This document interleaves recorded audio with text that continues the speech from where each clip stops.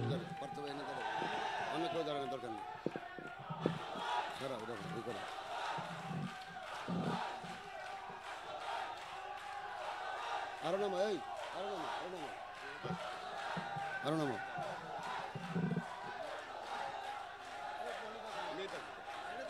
বাংলাদেশের তরুণ ও যুব সমাজের কোন নেতা আছে? এই বাংলাদেশের শিক্ষিত এবং ভালো মানুষের কোন নেতা আছে? এই আমাদের ভবিষ্যৎ গড়ার কোন নেতা আছে? এই সেই নেতা, সেই নেতা পার্থ ভাই তরুণদের, যুবকদের, সবার আগামী বর্তমানের হবে হবে সবাই ভালো। পার্থ ভাই, প্রিয় নেতৃবৃন্দ, আমরা অধীর আগ্রহ নিয়ে যার বক্তব্য শোনার জন্য আমরা অধীর আগ্রহ নিয়ে বসে আছি, যার দিক নির্দেশনামূলক বক্তব্য শোনার জন্য আজকে বাংলাদেশের মানুষ মুখে আছে। তিনি আগামী দিনে বাংলাদেশকে বিশ্ব পরিমণ্ডলে একটি সুষ্ঠু সমৃদ্ধির বাংলাদেশের নেতৃত্ব দেবেন ইনশাআল্লাহ।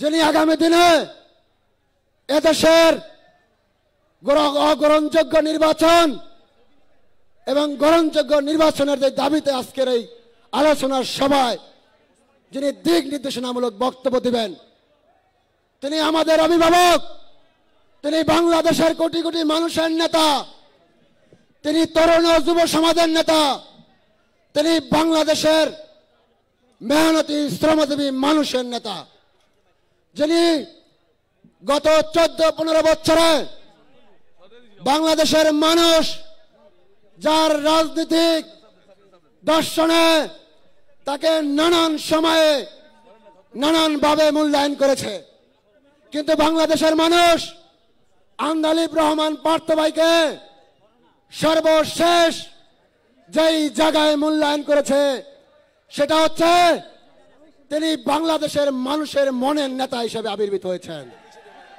কারণ আপনারা জানেন, গত 2014 সালের নির্বাচনে যাকে মন্ত্রণালয়ের মন্ত্রী হওয়ার জন্য প্রস্তাব দিয়েছিল, তিনি চাইলে গত 15 বছরে এই সংসদে একজন এমপি হতে পারতেন।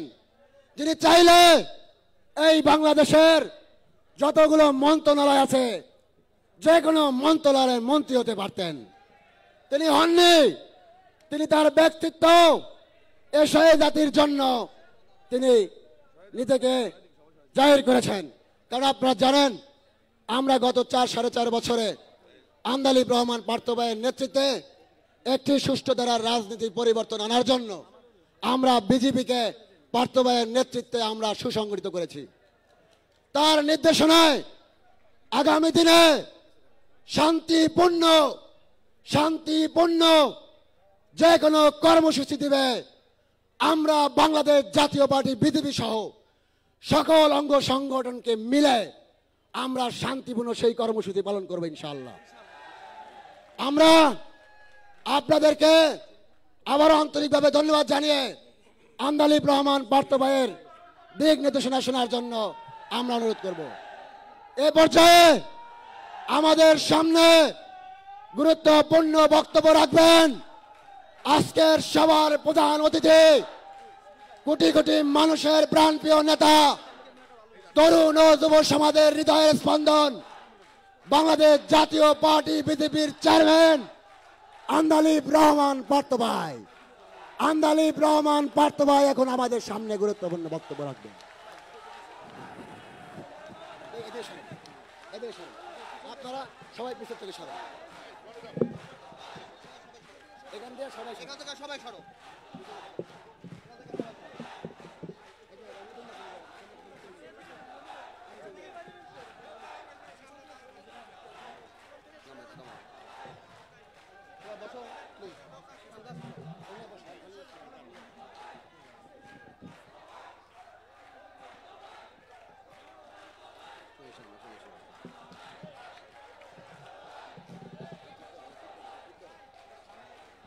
সবাই তুমি বসবা, তুমি বসো, আপনি দাঁড়াবা, মানে আমার পিছন দিয়ে এভাবে দাঁড়ায় থেকো না প্লিজ, আমি মানা করতেছি, আমি মানা করতেছি।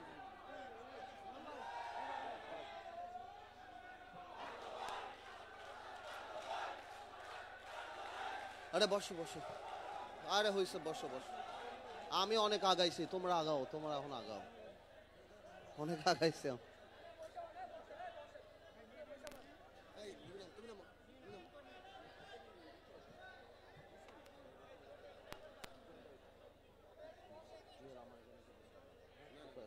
আচ্ছা পানি দিস। বিসমিল্লাহির রহমানির রহিম। সবাইকে আসসালামু আলাইকুম। নামাও, তুমি নামাও, নামাও, আর দৌড়বা না। বাংলাদেশ জাতীয় পার্টির 23তম জন্মবার্ষিকীতে আমি বাংলাদেশ জাতীয় পার্টি সহ সবাইকে আন্তরিক শুভেচ্ছা জানাচ্ছি। শুভেচ্ছা বাংলাদেশ জাতীয় পার্টি বিজেপি। আজকে গভীর শ্রদ্ধার সাথে স্মরণ করি বাংলাদেশ জাতীয় পার্টির প্রতিষ্ঠাতা চেয়ারম্যান, আমার মরহুম পিতা জননেতা জনাব নাজির রহমান মঞ্জু, যিনি এরকম একটা কঠিন রাজনৈতিক সংকটের সময় এই বাংলাদেশ জাতীয় পার্টির বিজেপি বানিয়েছিলেন 2001 সালে, যখন 4 দলীয় জোট বানানো হয়। সেইখান থেকে আজকে পর্যন্ত আমাদের এই পথ চলাটা খুব সহজ ছিল সেটা আমি বলবো না, অনেক চড়াই উতরাই পার হয়েছি। এই মঞ্চে উপস্থিত যারা যারা আছেন, এদের মধ্যে আমাদের মহাসচিব মতিন সাউদ সাহেব, মুরব্বীদের মধ্যে প্রকাশ চাচা আছেন, পিছিয়ে আমার ভোলার জেলার সভাপতি সেক্রেটারি, আরও অনেক নেতারা আছেন। আরও অনেকের অনেক কষ্ট, অনেক সময়, অনেক দোয়া, অনেক কিছুর পরই এই বাংলাদেশ জাতীয় পার্টি বিজেপি বাংলাদেশের রাজনীতিতে টিকে থেকেছে, বাংলাদেশ রাজনীতিতে এখনও করে যাচ্ছে। রাজনীতির খাতায় বাংলাদেশ জাতীয় পার্টি আমরা কতখানি ভালো করেছি না করেছি সেটা বাংলাদেশের জনগণের উপরে আমরা ছেড়ে দিই, কিন্তু আমরা চেষ্টা করছি, আমাদের নিয়ত ভালো, মানুষের জন্য কাজ করার। এই জন্য হয়তো এই কারণে হয়তো আল্লাহ তাআলা এখনও আমাদেরকে একটা ভালো অবস্থানে রেখে দিয়েছে। আমি বাংলাদেশ জাতীয় পার্টি নিয়ে আরও অনেক কথা বলতে পারতাম, তবে বাংলাদেশের বর্তমান রাজনৈতিক পরিস্থিতি এমন অবস্থায় চলে গিয়েছে যে আমি মনে করি আরও অনেক গুরুত্বপূর্ণ ব্যাপারে আপনাদের সাথে আজকে এই আমার কিছু কথা বলাটা একেবারেই বাঞ্ছনীয় হয়ে গিয়েছে। আমার এই কথাগুলি বলা দরকার। দেখুন, এখানে আমার দলের যারা নেতাকর্মী আছেন, আমার সাংবাদিক ভাইয়েরা বোনেরা, তারা সবাই সহ বলতে চাই, আমাদের একটা পরিচয় যে আমরা সবাই বাংলাদেশী। স্বাধীনতা যুদ্ধের পর থেকে আজকে 50 বছর অতিবাহিত হয়ে যাওয়ার পর আমাদের উন্নয়ন হয়েছে বিভিন্ন ক্ষেত্রে, সেটা আমি না বলবো না, তবে আমরা যতখানি উন্নয়ন আশা করেছিলাম সেই পরিমাণ জায়গা আমরা যেতে পারি নাই। অনেকে অনেক কথা বলতে পারে যে এর সবচেয়ে বড় কারণ কি, এর সবচেয়ে বড় কারণ দুর্নীতি, অব্যবস্থাপনা, বা আমি মনে করি এর সবচেয়ে বড় কারণ হলো আমাদের ভালো মানুষগুলি রাজনীতি থেকে দূরে সরে গিয়েছে। শেষ করে কথা আমি শেষ করি, স্লোগান দিও না ভাই, স্লোগান দিও না। আমাদের ভালো মানুষগুলি দূরে সরে গিয়েছে। আমি গত 20 বছরে রাজনীতি করে উপলব্ধি করেছি, এই যদি ঠিক করতে হয় এই রাতারাতি ঠিক করা যাবে না। ভালো মানুষগুলিকে যেভাবেই হোক রাজনীতিতে ফেরত আনতে হবে। আওয়ামী লীগ, বিএনপি বা অন্যান্য রাজনৈতিক দলের অনেক ভালো দল, এ ব্যাপারে কোনো সন্দেহ নাই। এদের বাংলাদেশের জন্য অনেক কন্ট্রিবিউশন, অনেক ত্যাগ, অনেক তিতিক্ষা, এদের নেতা নেত্রী যারা আছেন তাদেরও অনেক, কিন্তু যেই তুলনায় তাদের কাছ থেকে আমাদের প্রজন্ম আশা করেছিল, সময়ের সাথে সাথে রাজনীতি যতখানি পরিবর্তন হওয়ার কথা ছিল, সময়ের সাথে তারা কিন্তু রাজনীতি পরিবর্তন করতে পারে নাই। এই কারণে এই কারণে মানুষ রাজনৈতিক বিমুখ হয়ে গেছে। এবং রাজনীতি যখন বিমুখ হয়ে যায়, ভালো মানুষরা রাজনীতিতে যখন আসে না, তখন লালটু পল্টু, ইয়াবাবদি, বিচ্ছু শামসু, মমতাজ, জ্যাকব, শাওন, পাপলু এই লেভেলের লোকরা সংসদে যায়, কারণ সিস্টেম ভেঙে যায়।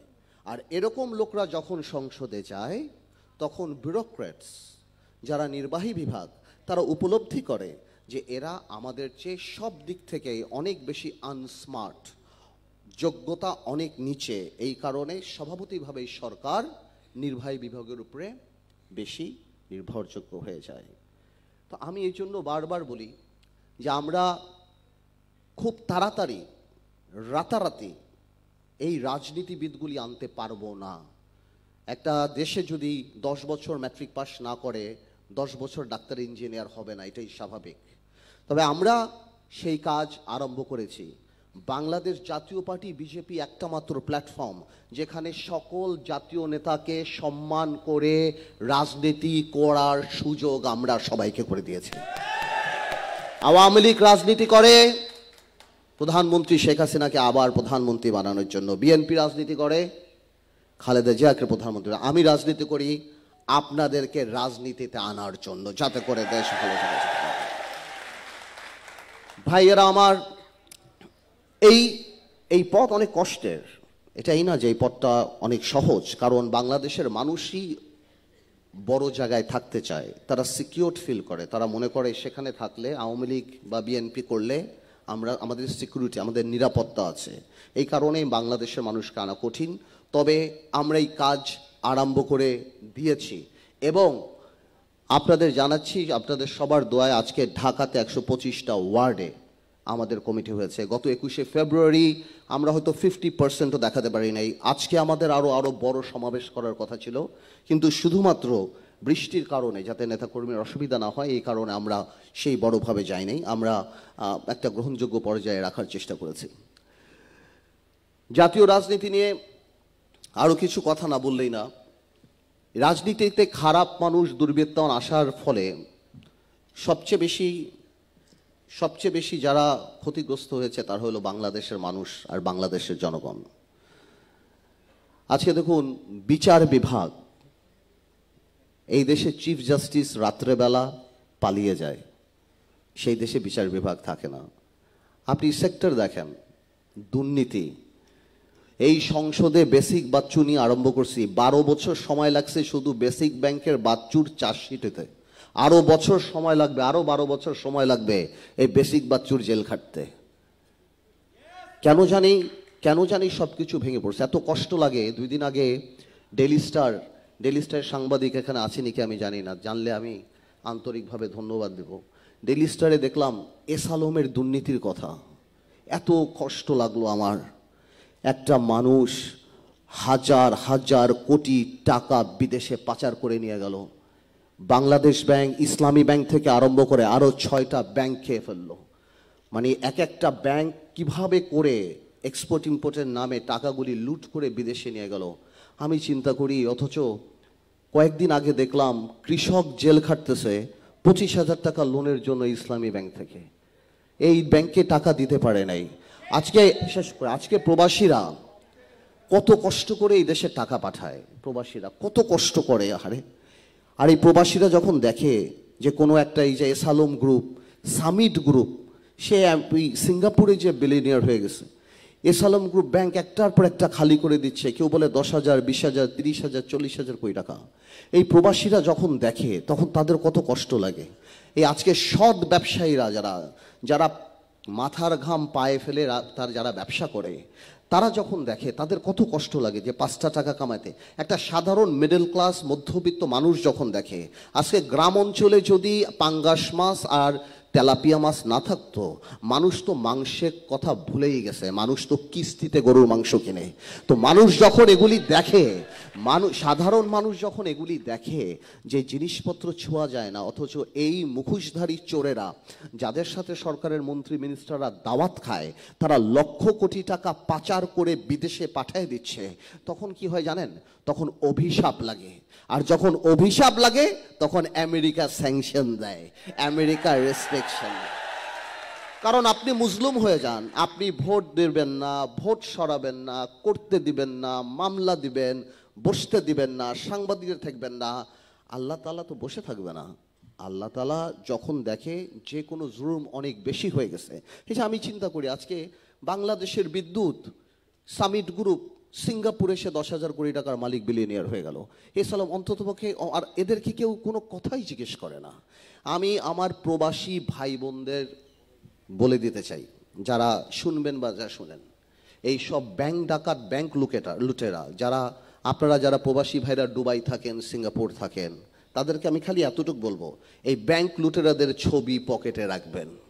যেখানে রাস্তাঘাটে দেখবেন যে আসসালামু আলাইকুম দিয়ে বলবেন আমার টাকাটা দেশে ফেরত দিয়ে দাও। কারণ এই চুরির টাকা কামানোর পরে এরা সম্মান খোঁজে, তারা মনে করে অর্থ দিয়ে তারা সম্মান কিনতে পারে, অর্থ দিয়ে সম্মান কিনতে পারে। টাউট বাটপার যারা থাকে তারা সম্মান দেয়, কিন্তু সাধারণ প্রবাসী যাদের কষ্টের টাকা, তারা এদেরকে কোনোদিন সম্মান দেবে না।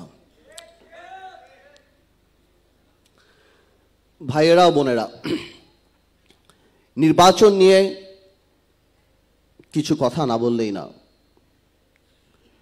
দেখুন 2014 সালে আর 2018 সালে কি নির্বাচন হয়েছে সেটা আমরা সবাই জানি বাংলাদেশে, এবং এটা সম্পূর্ণরূপে মানে যে কোনো মানুষই এটা বুঝতে পারবে যে এই সরকার কেন, কোনো দলীয় সরকারের অধীনেই সুষ্ঠু নির্বাচন করা সম্ভব না। দলীয় সরকারের অধীনে যে নির্বাচন সম্ভব না, এই দাবি শুধুমাত্র বাংলাদেশ জাতীয় পার্টি বা বিএনপির বা বাংলাদেশের অন্যান্য রাজনৈতিক দলের দাবি না, এই দাবি এখন বাংলাদেশের মানুষের দাবি হয়ে দাঁড়িয়েছে। আমি কিছুদিন আগে বিএনপির একজন শীর্ষ নেতাকে একটা কথা বলেছিলাম যে কোনো কারণে যদি আপনারাও বিএনপির অধীনে নির্বাচনে অংশগ্রহণ করেন, মানুষ আপনাদেরকে ভোট দিবে না, মানুষ বিএনপিকে প্রত্যাখ্যান করবে। কারণ আওয়ামী লীগ বিএনপির পাশে এখন আরেকটা গোষ্ঠী দাঁড়িয়েছে, তার নাম জনগণ। জনগণ আওয়ামী লীগকে এবং যে কোনো দলীয় সরকারের অধীনে কোনো নির্বাচন সিস্টেমকে বয়কট করেছে। গুলশানে আপনারা দেখেছেন, চট্টগ্রামে আপনারা দেখেছেন যে আওয়ামী লীগের নেতা কর্মীও ভোট দিতে যায় না, ভোট দিতে তারা যাবেও না। এটাই আজকে বাংলাদেশের বাস্তবতা। ভাইয়েরা আমার, অনেক দিন ধরেই নির্দলীয় সরকার বলেন, তত্ত্বাবধায়ক সরকার বলেন, গ্রহণযোগ্য সরকার বলেন, এই যে পলিটিক্যাল ডেডলক, এটাকে ছুটানোর জন্য আমরা সবাই যে জায়গার থেকে কথা বলছি, যে জায়গার থেকে বলে যাচ্ছি, আমরা দাবি করে যাচ্ছি, এ কথা বলতে কোনো দ্বিধা নাই। এটা দিবালোকের মতো সত্য যে জাতীয়তাবাদী শক্তির পথ প্রদর্শক বিএনপি চেয়ারপারসন বেগম খালেদা জিয়া এবং তার কেন্দ্রবিন্দু বিএনপির অ্যাক্টিং চেয়ারম্যান জনাব তারেক রহমান। এবং কিছুদিন আগে বিএনপি যেই জনসমাবেশ করেছে, সেখানে অ্যাক্টিং চেয়ারম্যান যখন তার বক্তৃতা আরম্ভ করেছে বলে যে প্রিয় বাংলাদেশ, আমি মনে করি সেটা বিএনপি জাতীয়তাবাদী শক্তির কেন্দ্রবিন্দু হিসেবে আমি মনে করি সেটা সমগ্র বাংলাদেশকে এক করার, যারাই মনে করেন যে এই সরকারের অধীনে নির্বাচন সম্ভব না, সেই এক করার একটা প্রয়াস ছিল। এবং আজকে জাতীয় পার্টি, বাংলাদেশ জাতীয় পার্টি বিজেপির 23তম এই জন্মবার্ষিকীতে আমি ঘোষণা দিতে চাই, গণতন্ত্র পুনরুদ্ধারে এই ক্ষেত্রে ভালো সুষ্ঠু নির্বাচন হওয়ার জন্য বিএনপির সকল দাবির সাথে আমরা একাত্মতা ঘোষণা করছি। আমরা আমরা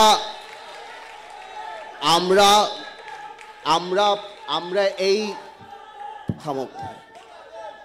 আমরা মনে করি, আমি যেটা আগেও বলছি, এই জাতীয়তাবাদী শক্তির কেন্দ্রবিন্দু বাংলাদেশ জাতীয়তাবাদী দল, এবং আমি মনে করি যে এই দাবি ন্যায্য দাবি, এই দাবি কোনো দলের দাবি না, এই দাবি এখন বাংলাদেশের মানুষের দাবি। সুতরাং আমরা এই দাবির সাথে একত্রতা ঘোষণা করছি এবং আমরা আমাদের কর্মসূচি মহাসচিবের মাধ্যমে আপনাদেরকে সময় মতো ইনশাল্লাহ ঠিক করে জানিয়ে দেব ইনশাল্লাহ। আরেকটা কথা না বললেই না, বাংলাদেশে আপনারা জানেন যুক্তরাষ্ট্রের এই ভিসা স্যাংশন বা ভিসা রেস্ট্রিকশন আসার পরে, ভিসা স্যাংশন কিংবা ভিসা রেস্ট্রিকশন আসার পরে বাংলাদেশের রাজনীতি অনেক অংশেই পরিবর্তিত হয়ে গিয়েছে। আমি আজকের এই অনুষ্ঠানের মাধ্যমে প্রশাসনের সবাইকে আমি একটা কথা বলবো যে দেখুন, আপনারা রাষ্ট্রের কর্মচারী, আপনারা জনগণের ট্যাক্সের টাকায় আপনারা চলেন। আপনারা এমন কিছু করেন না যাতে আপনাদের উপর এমন বিপদ আসে যেটা আমাদের দেশের ভাবমূর্তি বিদেশে নষ্ট হয়। যখন পুলিশের আইজি স্যাংশন পায় বা যখন কোনো ইনস্টিটিউশন স্যাংশন পায়, আপনারা নিজেদেরকে এভাবে ব্যবহৃত হতে দিয়েন না, কারণ আমরা চাই না বাংলাদেশের ভাবমূর্তি বিদেশের মাটিতে নষ্ট হোক। আমরা কোনোভাবেও এটা মেনে নিতে পারি না এবং আমরা চাই আপনারা সংযতভাবে ভালোভাবে আপনারা আপনাদের দায়িত্ব পালন করেন। কোনোভাবেই কোনো দলের কাজ করে আপনাদের লাভ হবে না। আমি খোলাখুলি একটা কথা এখানে বলে দিই, এইবার যদি ভোট চুরির নির্বাচন হয়, এবার যদি আপনারা ভোট চুরির নির্বাচন করেন, তাহলে আপনাদের জীবনে আর প্লেনে উঠতে হবে না। আপনারা, আমি অনেক আগেই বলে দিয়েছিলাম, যেদিন যখন বলেছিল যে খালেদা জিয়ার সুচিকিৎসার জন্য বিদেশ যেতে দেবেন, আমি বলেছিলাম, আমি আবার বলে দিলাম, আপনারা যেতে পারবেন না। সুতরাং এখনো সময় আছে, সংলাপের বিকল্প নাই। আর এই সংলাপ হবে, আপনারা পলিটিক্যাল পার্টিদের সাথে বসেন, রাজনৈতিক সরকারকে বলি আমি, আপনারা পলিটিক্যাল পার্টিদের সাথে বসেন। আপনারা সংলাপের বিষয়বস্তু একটাই, দলীয় সরকারের অধীনে নির্বাচন না। আপনারা যদি সেভাবে ধরে রাখেন, এই সরকারের তো ক্ষতি হবেই, বাংলাদেশেরও ক্ষতি হবে, এবং সেই ক্ষতি হলে বাংলাদেশের মানুষ কিন্তু কখনোই আপনাদেরকে আর ক্ষমা করবে না। গ্রহণযোগ্য সরকারের অধীনে গ্রহণযোগ্য নির্বাচন ছাড়াও আমি আরও অল্প কিছু জিনিস আমি আপনাদের মাধ্যমে বলতে চাই, যে যেহেতু আমি মনে করি যে কিছু জিনিস আমরা কিংবা বিএনপি যারা বড়, যারা মানুষকে এক করার ক্ষমতা রাখে, মানুষকে দেওয়ার ক্ষমতা রাখে, এই দুর্নীতির ব্যাপারগুলিতে আল্লাহ যদি কোনোদিন আমাদেরকে ক্ষমতা দেয়, তাহলে আমি আপনাদের কথা দিচ্ছি, আমরা অর্থনৈতিক রাষ্ট্রদ্রোহিতার আইন পাশ করব ইনশাল্লাহ পার্লামেন্টে। যাদের কর্মকাণ্ডের জন্য বাংলাদেশের ভাবমূর্তি, অর্থনৈতিক ভাবমূর্তি, এর আগেও আপনাদের মনে আছে বাংলাদেশ ব্যাংকের রিজার্ভ চুরি হয়ে গেছিল, যা নিয়ে আজকে বিদেশে ডকুমেন্টারি বানানো হচ্ছে, কত বড় লজ্জার ব্যাপার। এ কারণে আমি কথা দিচ্ছি ইনশাল্লাহ, আল্লাহ তাআলা যদি কোনোদিনও সুযোগ দেয়, তাহলে রাষ্ট্রদ্রোহিতা, অর্থনৈতিক রাষ্ট্রদ্রোহিতার আইন আমরা পাশ করব। যেই আইনের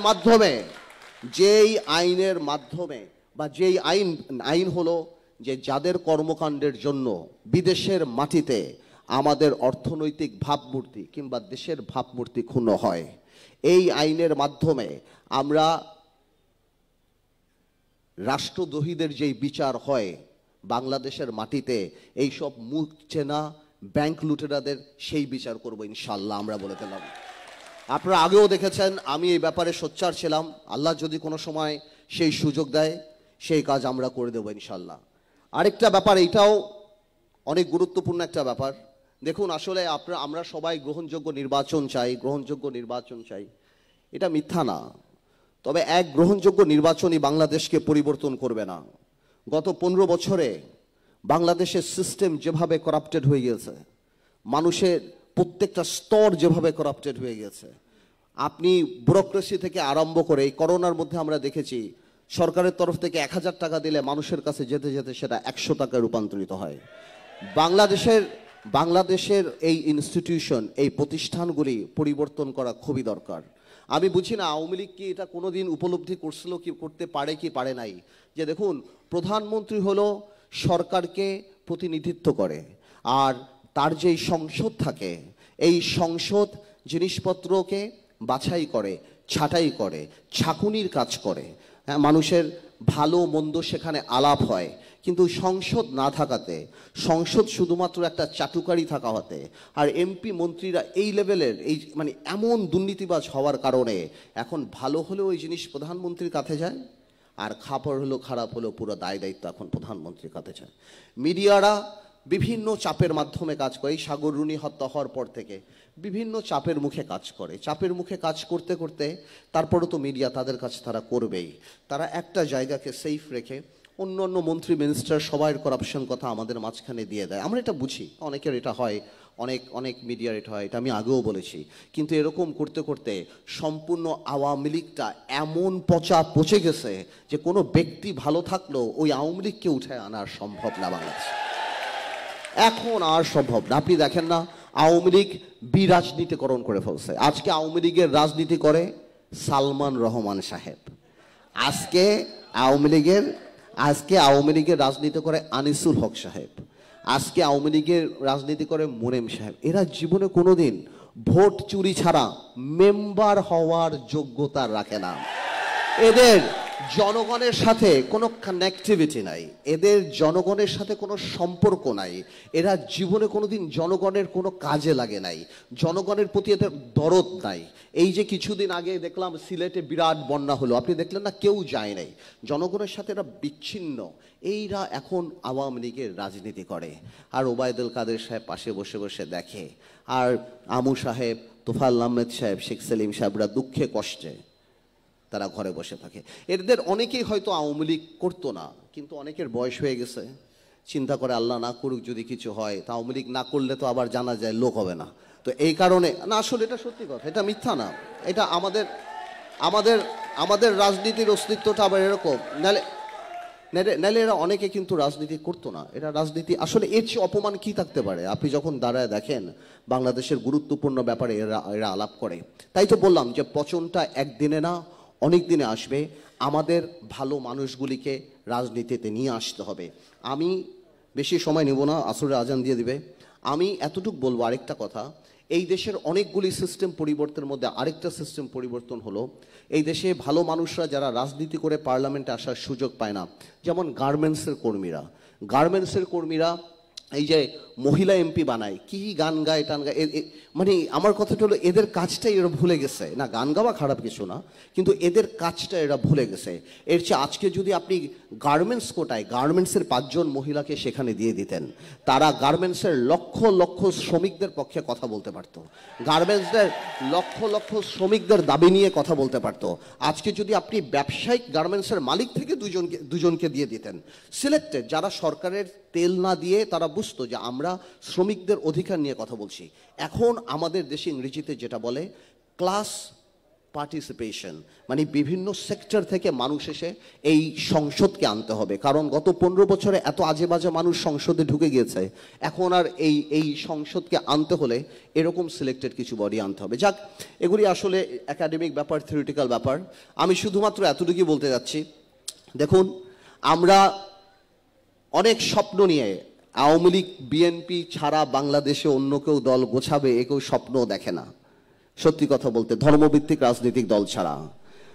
আল্লাহর অশেষ রহমত, আমরা করোনার মধ্যেও আমরা গত 4 বছরে আমরা সাংঘাতিকভাবে ঢাকা সিটিতে বিশেষ করে কাজ করে আমরা যেই পরিমাণ মানুষ, আমাদের যেই পরিমাণ কর্মী, যেই পরিমাণ ভাই বোন সব ক্ষেত্র থেকে আমাদের সাথে জয়েন করেছে, আমাদের কাজ করছে, আমি অন্তরের অন্তঃস্থল থেকে ধন্যবাদ জানাই। আমি আমি খুবই বিব্রত বোধ করি, আমার সহযোদ্ধারা, আমার ভাইরা যারা আমার পাশে দাঁড়ানো, আপনারা যখন এই মাইকে দাঁড়ায় আমার অনেক প্রশংসা করেন। আপনারা এটা করবেন না, আমি এখনো ওই পর্যায়ে যাই নাই। আমি আপনাদেরকে নিয়ে ওই পর্যায়ে যেতে চাই ইনশাল্লাহ যখন সময় আসবে। কিন্তু আমি একটা কথা বলি, আমি জানি না এই দেশে কি হবে না হবে, বা এই দেশে আমরা কতদূর যাব না যাব, তবে আমরা যদি ইনশাল্লাহ এভাবে কাজ করতে পারি, বাংলাদেশে আওয়ামী লীগ বিএনপির পরে ধর্মভিত্তিক রাজনৈতিক দল ছাড়া থার্ড পার্টি হওয়া ইনশাল্লাহ আমাদের এখন সময়ের ব্যাপার। ইনশাল্লাহ আপনাদের বাংলাদেশ জাতীয় পার্টি বিজেপির এই 23তম প্রতিষ্ঠা বার্ষিকীতে আন্তরিক শুভেচ্ছা জানাচ্ছি, অনেক অনেক শুভেচ্ছা। আর আমরা সবাই থেকে ইনশাল্লাহ, আমি যেটা সবসময় বলি, আসুন একসাথে দেশ গড়ি। আপনারা যে যেখানে আছেন, যারাই থাকবেন, আপনারা সবাইকে আমার তরফ থেকে এই প্রস্তাব দেবেন, তরুণ সমাজকে, সবাইকে, যে ভাই আল্লাহ তাআলা আমাদেরকে এই পৃথিবীতে পাঠায় কিছু কাজ করার জন্য, আর সেটা সবচেয়ে বড় কাজ মানুষের সেবা করা। আর এই রাজনীতি, সুষ্ঠু রাজনীতি মানুষের সেবা করার সুযোগ সবচেয়ে বেশি দিতে পারে। এবং সবসময় আমাদের নবী থেকে আরম্ভ করে সবাই ইস্টাবলিশমেন্টের বিরুদ্ধেই দাঁড়িয়েছিল, এটা নর্মাল, এটাই স্বাভাবিক, দাঁড়াতে হবে। তাদেরকে বলবেন হরতাল মিছিল, রাজনীতি মানি মারামারি হানাহানি না, রাজনীতির মানি অনুধাবন করা যে এই দেশের প্রতি আমাদের দায়িত্ব আছে, এবং আমরা সেই সুযোগ করে দিচ্ছি সবাইকে সম্মান করে রাজনীতি করার। আসুন সবাই মিলে দেশ গড়ি, আমার দেশ, তোমার দেশ, বাংলাদেশ, বাংলাদেশ। আল্লাহ হাফেজ।